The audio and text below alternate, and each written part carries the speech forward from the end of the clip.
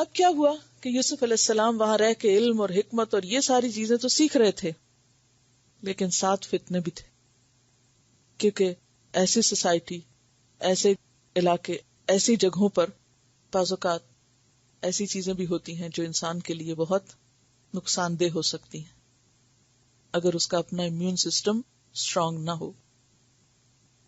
وراودته التي هو في بيتها عن نفسه. وراودت، راودہ کا لفظ رود سے نکلا، رے واو دال. کسی چیز کی تلاش میں گھومنا اور آنا جانا، کسی چیز کی تلاش میں گھومنا اور آنا جانا، ادھر سے ادھر. بعض اوقات آپ نے دیکھا ہوگا کہ لوگ ادھر سے ادھر گھوم پھر رہتے ہیں، کام کچھ بھی نہیں ہوتا. ابھی ریسنٹلی مجھے ایک کانفرنس اٹینڈ کرنے کا موقع ملا، وہاں نوجوان لڑکیاں ادھر سے ادھر آ رہی ہیں جا رہی ہیں، میری سمجھ میں نہیں آتا تھا کہ ان کا کام کیا ہے. یعنی میرے لیے حیران کن سین تھا. یا تو انسان بیٹھ کے کچھ سنے، سیکھے، سمجھے، یا اگر بازار میں تو کچھ خریدیں. اگر آپ کو خریدنا کچھ نہیں، سننا کچھ نہیں، تو آنا جانا کیا دیکھ رہے ہیں، کیا ڈھونڈ رہے ہیں.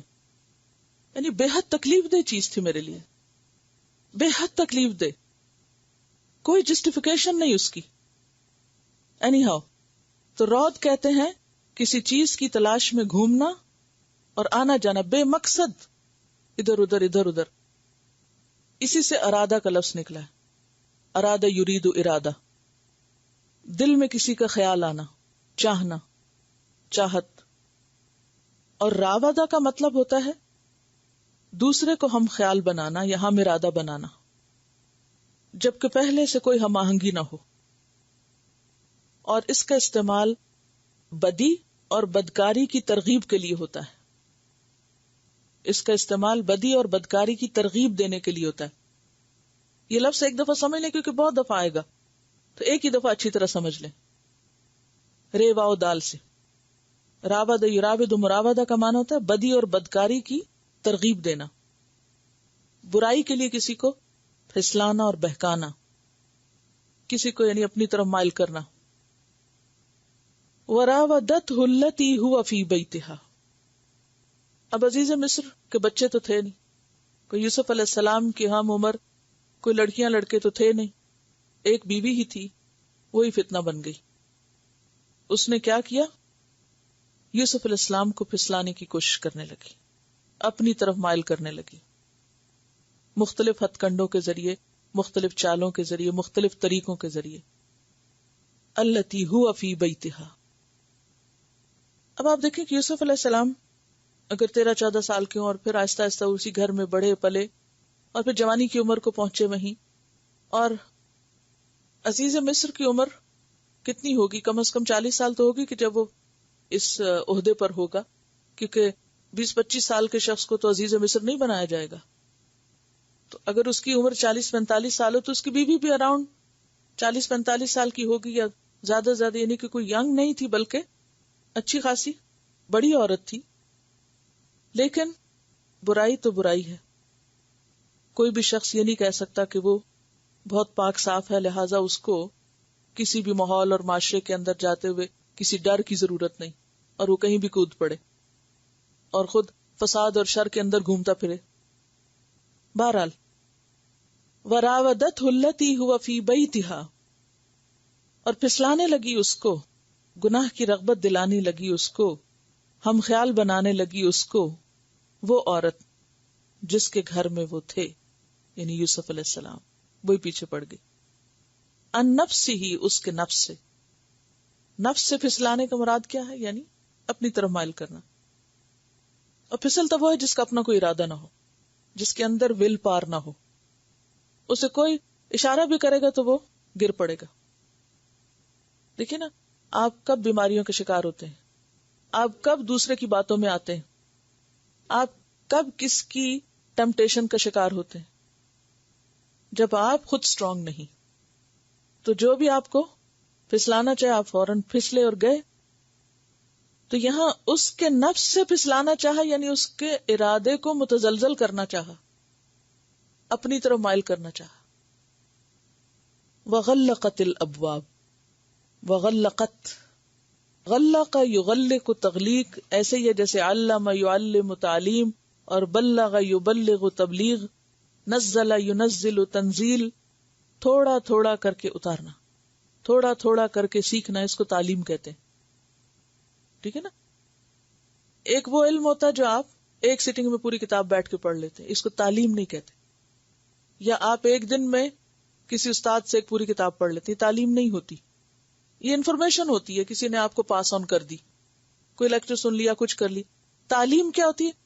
تھوڑی تھوڑی آہستہ آہستہ، جیسے ہلکی ہلکی بارش پڑتی ہے، اور وہ زیادہ مناسب اور بہتر ہوتی ہے بنسبت اس کے کہ ایک تیز دار بارش آئے اور اس کے بعد گئے بادل اور بعد میں دھوپ نکلی اور موسم پہلے سے بھی خراب ہو گیا، حبس بھی ہو جاتی ہے نا ساتھ پر.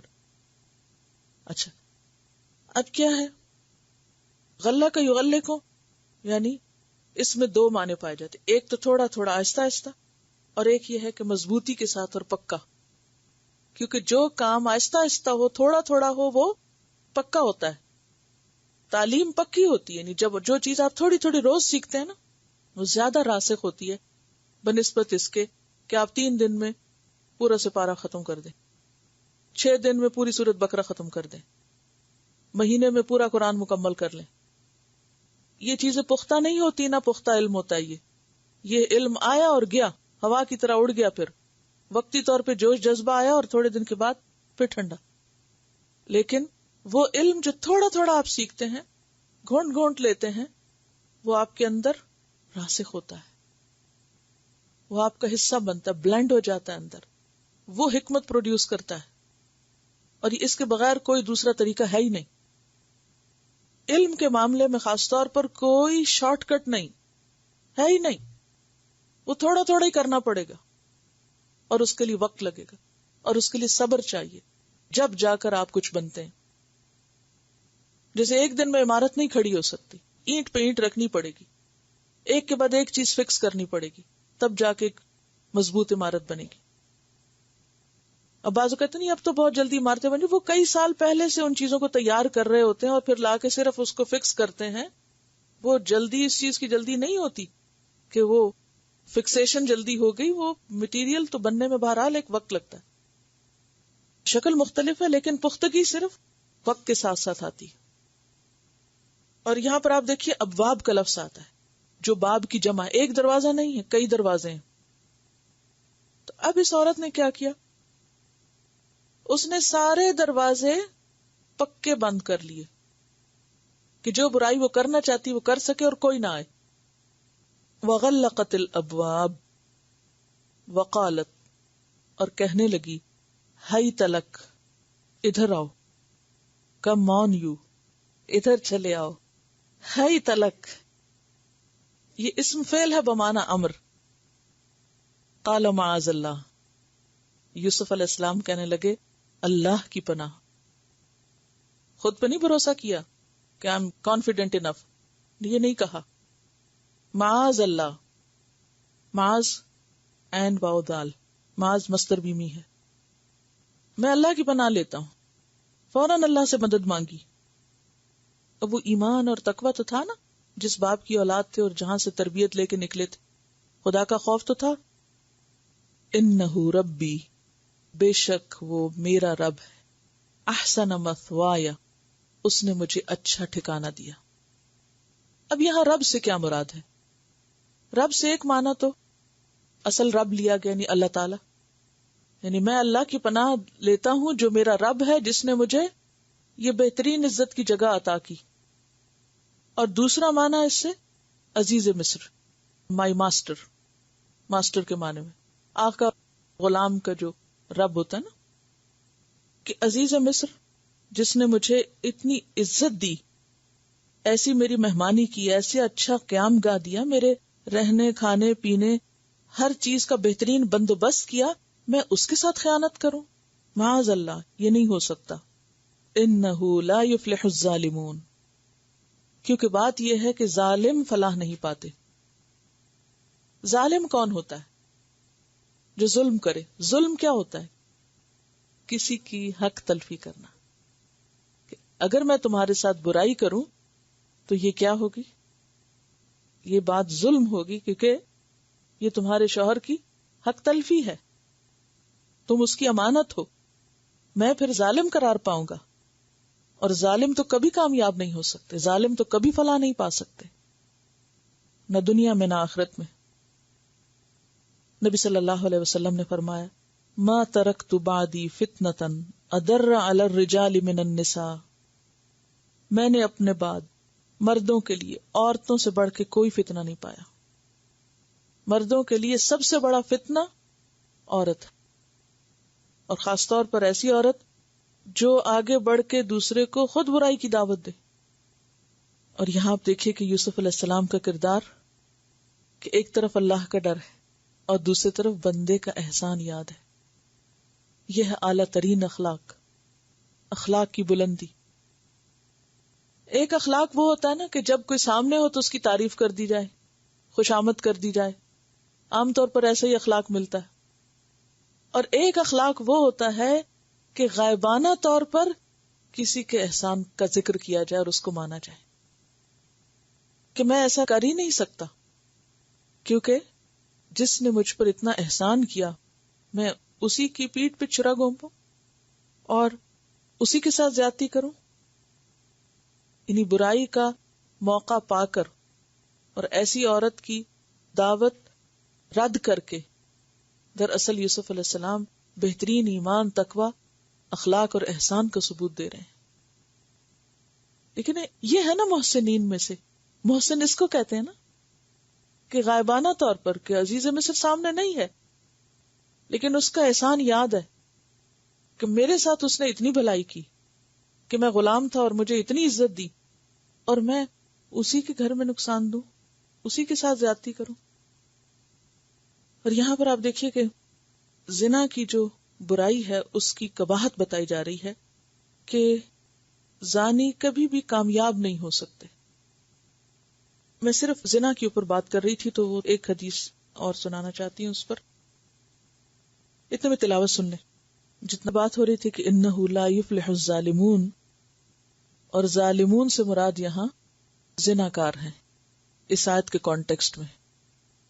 اور زنا کرنا شادی کے بغیر، نکاح کے بغیر کسی مرد اور عورت کا باہم تعلق ایک بہت بڑا ظلم ہے، خود پر بھی اور دوسرے شخص پر بھی۔ کیونکہ وہ لڑکی یا لڑکا جب کسی اور سے شادی کرے گا تو جس سے وہ شادی کر رہا ہے اس کے حق میں بھی تو ظلم ہے نا، کیونکہ اس کے ساتھ بھی خیانت ہے، تو اس اعتبار سے بھی یہ ظلم قرار پاتا ہے۔ اور ویسے بھی اللہ سبحانہ وتعالیٰ فرماتے ہیں وَلَا تَقْرَبُوا الزِّنَا إِنَّهُ كَانَ فَاحِشَةً وَسَاءَ سَبِيلًا، زنا کے قریب بھی نہ جاؤ کیونکہ وہ بے حیائی کا کام ہے اور بدترین راستہ ہے، بہت ہی برا راستہ ہے، بہت ہی برا طریقہ ہے۔ کیونکہ سوسائٹی میں اس سے جو فساد پھیلتا ہے اور گھروں کی زندگی متاثر ہوتی ہے، اور باہمی سکون اور فریقین کا یعنی شوہر اور بیوی کا باہم ایک دوسرے پر جو اعتماد اٹھتا ہے اور اس اعتماد کے نہ ہونے سے جو زندگیاں متاثر ہوتی ہیں، وہ ایک طویل سلسلہ ہے جو شروع ہو جاتا ہے۔ طلاق کے اسباب میں سے ایک بہت بڑا سبب شوہر اور بیوی کا باہم ایک دوسرے پر اعتماد نہ ہونا ہے، اور اس اعتماد کے نہ ہونے کی وجہ ایسے ریلیشن شپ ہیں جو شادی کے بغیر ہوں۔ اور اس کے بارے میں آپ دیکھیے کہ یہ سب حیا کے بھی منافی ہے۔ نبی صلی اللہ علیہ وسلم نے فرمایا کہ ایمان کی 60 سے اوپر شاخیں ہیں اور حیا ایمان کا حصہ ہے، اور جب ایمان جاتا ہے تو حیا بھی چلا جاتے ہیں۔ حیا اور ایمان ساتھ ساتھ ہیں، جب ایک اٹھتا ہے تو دوسرا بھی اٹھ جاتا ہے۔ اور یہاں تک فرمایا کہ اگر کوئی شوہر اپنی بیوی کے اندر ایسی چیز دیکھے، یا باپ یا بھائی، تو ان کے فرائض میں سے ہے کہ وہ اپنی بہن یا ماں یا بیٹی یا جو بھی رشتے میں ہے اس کو روکے، اور اگر وہ نہیں روکتا دیکھتے ہوئے تو اس کو دیوس کہیں گے۔ اور دیوس کی سزا کیا بتائی گئی؟ حدیث میں آتا ہے 3 لوگ ایسے ہیں جن کی طرف اللہ تعالیٰ قیامت کے دن نظر اٹھا کے نہ دیکھے گا، نہ انہیں پاک کرے گا، اور ان کے لیے دردناک عذاب ہے۔ نمبر 1 والدین کا نافرمان، العاق لوالدیہ والمرأة المترجلۃ، وہ عورت جو مردوں کی مشابہت کرے، مردوں جیسا لباس پہنے، مردوں جیسا سٹائل اختیار کرے، والدیوس اور دیوس، اور دیوس وہ مرد ہے جو اپنے گھر والوں کو بے حیائی کرتے ہوئے دیکھے اور پھر وہ ان کو نہ روکے۔ تو یہاں ظلم سے مراد زنا ہے، اور زنا جو ہے اس کو قرآن پاک میں فاحشہ بھی کہا گیا، اور بدترین راستہ، بدترین طریقہ۔ نبی صلی اللہ علیہ وسلم ایک رات سو رہے تھے کہ آپ کے پاس دو فرشتے آئے، اتانی آتیانی فی لیلتی من الملائکہ، فقالا، تو دونوں نے کہا یا محمد انطلق معنا، اے محمد صلی اللہ علیہ وسلم ہمارے ساتھ چلو۔ فانطلقت معہما، تو میں دونوں کے ساتھ چل دیا۔ فاذا انا بتنور، تو میں ایک تنور کے پاس پہنچا، اوون یا تنور جو ہوتا ہے نا جس میں روٹی پکاتے ہیں، یصدر اصوات صراخ، جس میں سے چیخوں کی آوازیں آ رہی تھی۔ فقلت ما ھذا، میں نے کہا یہ کیا ہے؟ فقالوا لی انظر، تو فرشتوں نے مجھ سے کہا کہ دیکھو، یعنی اس کے اندر جھانک کے دیکھو۔ فنظرت، تو میں نے دیکھا، فاذا رجال ونساء، کہ اس میں مرد بھی ہیں اور عورتیں بھی ہیں، معلقون، لٹکے ہوئے ہیں، فی التنورۃ، اس تنور کے اندر، تأتیہم النار من اسفل منہم، آگ ان کے نیچے سے ان کے اوپر چڑھ رہی ہے، یعنی آگ کے شعلے ان کے اوپر چھائے ہوئے ہیں۔ فقیل علی، مجھے بتایا گیا، ہؤلاء الزناۃ والزوانی، یہ زناکار مرد اور عورتیں ہیں، یعذبون ھکذا الی یوم القیامہ، یہ قیامت کے دن تک اسی طرح عذاب دیے جاتے رہیں گے۔ صحیح بخاری کی روایت ہے۔ تو اس سے کیا پتہ چلتا ہے کہ یہ بدترین جرم جو دنیا کے اعتبار سے بھی نقصان دہ ہے، آخرت کے اعتبار سے بھی نقصان دہ ہے، کیونکہ انہ لا یفلح الظالمون، ایسے ظالم فلاح نہیں پاتے، کامیاب نہیں ہو سکتے، یعنی سخت نقصان اٹھائیں گے۔ لیکن افسوس یہ کہ ماڈرنزم کے نام پر ان ساری غیر اخلاقی حرکتوں کو بہت خوبصورت نام دے دیے گئے ہیں تاکہ کوئی برائی کرے بھی تو اسے احساس نہ رہے۔